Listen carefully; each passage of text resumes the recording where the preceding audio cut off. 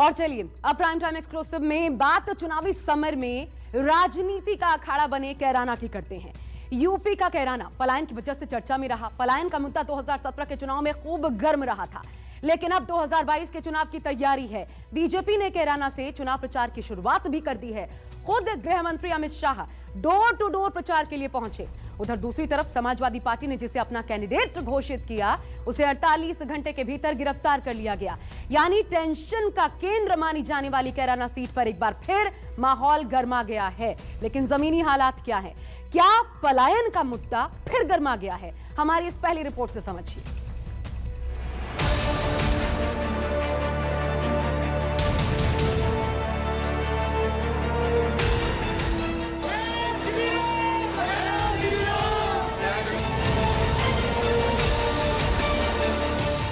UP की सियासत में जब जब कैराना का जिक्र होता है, सामने ऐसी ही तस्वीर उभरती है। पलायन, पलायन और पलायन। 2014 का लोकसभा चुनाव हो या 2017 का विधानसभा चुनाव, पलायन वो मुद्दा है जिसकी वजह से कैराना सीट हमेशा टेंशन का सबसे बड़ा केंद्र बनती रही। 2022 में भी ऐसा ही है। इसकी दो वजह हैं। समाजवादी पार्टी प्रत्याशी नाहिद हसन की गिरफ्तारी, गृह मंत्री अमित शाह का कैराना से प्रचार शुरू करना।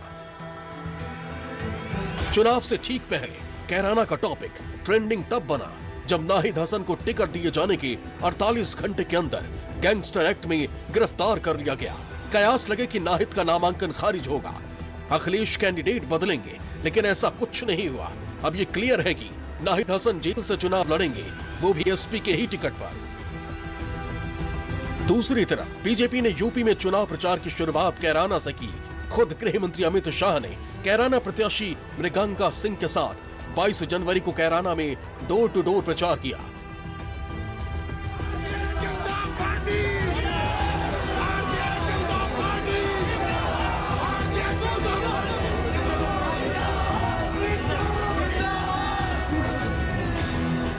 लेकिन सवाल यह है कि शाह ने यूपी में कैराना को ही चुनाव प्रचार की शुरुआत के लिए क्यों चुना, और क्या इससे बीजेपी को बड़ा सियासी फायदा मिलने वाला है? अभी कैराना के सियासी समीकरण क्या है?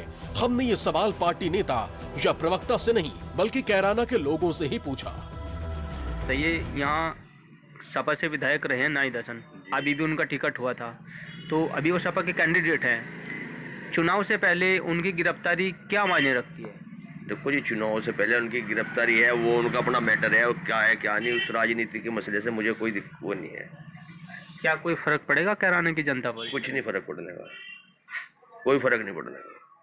चुनाव से पहले देश के गृह मंत्री अमित शाह यहाँ आए हैं कैराना में, तो उससे कैसे देखते हैं आप? बस वो ठीक है, अपना आए, अपना बहुत अच्छा उनका स्वागत हुआ, और वोट जो है उनको मिलेंगे सब।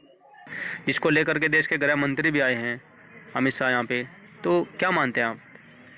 ठीक है, प्लान का मुद्दा था, अब सब प्लान तो कोई नहीं हो रहा। अब तो जो गुंडे थे प्लान करवाने वाले में चले गए, तो वो आए देखने के लिए कि हाँ भाई कैसे लोग हैं, सुरक्षित हैं नहीं हैं, अब कैसा महसूस कर रहे हैं। हम पहले जो लोग प्लान में बहुत त्रस्त थे, जा रहे थे, तो अब सब वो वापस भी आ रहे हैं, और इस समय तो बढ़िया माहौल है। गुंडा तो कहीं पड़ोस में भी देखने को नहीं मिलता। तो पहले उसकी गिरफ्तारी तो उस पर बहुत पहले से ही केस था, उसमें जो है उसकी गिरफ्तारी होगी, गैंगस्टर थी उसके ऊपर। 2013 में हुए दंगों के बाद शामली जिले का कैराना सुर्खियों में रहा था, और 2014 से 2016 के दौरान कई हिंदू परिवारों के कैराना से कथित तौर पर पलायन करने की खबरें आई। 2017 में कैराना सीट सपा के नाहिद हसन ने जीती, लेकिन कैराना का माहौल साल 2014 और 2017 के मुकाबले पूरी तरह बदला हुआ है। अब यहाँ से लोगों के पलायन की कोई खबर नहीं है। स्थानीय लोगों का मानना है कि पलायन की बड़ी वजह बेरोजगारी और आपराधिक घटनाएं थी, जो अब करीब करीब खत्म हो चुकी हैं। क्या नाम है आपका? राकेश गोयल। राकेश जी, आप कैराना में रह रहे हैं, तो किस तरह का माहौल है अभी यहाँ पे? जब से योगी सरकार आई बहुत अच्छा माहौल है जी, हर आदमी सुरक्षित है, बहन बेटी सुरक्षित है। 2017 से पहले नहीं था ये माहौल।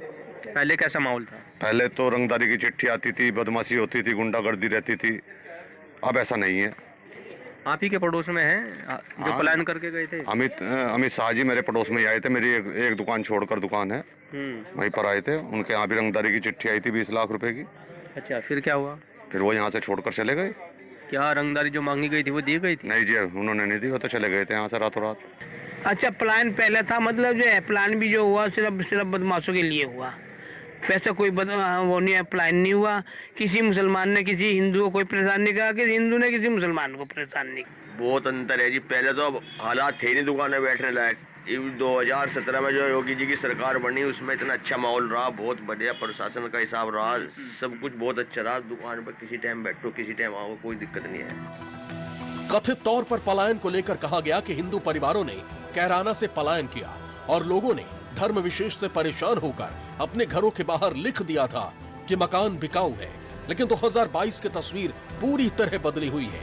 कैराना में हिंदू मुस्लिम के बीच भाईचारे और एकता की तस्वीर ही दिखाई दे रही है। और हिंदू मुस्लिम में भाईचारा कैसा है? हिंदू मुस्लिम भाईचारा कैराना मिसाल है इस चीज की।